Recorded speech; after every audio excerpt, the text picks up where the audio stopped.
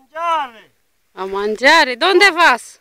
Mangiare. Unde te duci, bre, cu barca? Mă duc cu marfă de contraband de la Malre. Dar ești aproape de Malta acum. Da, bre, păi eu pe la mal merg, că asta nu e pe la mal, că n-am vâsle lungă. N-ai vâsle? Și ce nu mai ai? Nu am nici chiloți. Văd că nu ai nici chiloți. Nu tengo, nu ai dinero. Nu ai dinero, e? Da, suntem în sclav de ăștia de junglă. A, uite, Gabriel a ajuns până la... Vive bien el cabrón. E? Tu nu vivezi bine?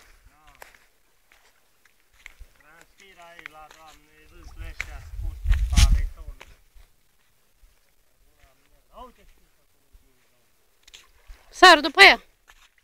Nu mai dă lengă. Dă-i momeală, dă-i momeală. Aruncă bățul.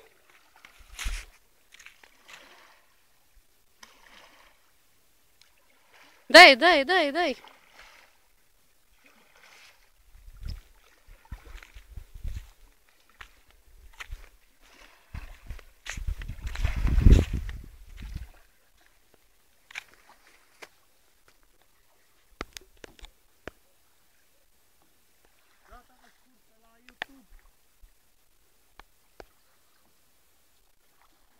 Pa!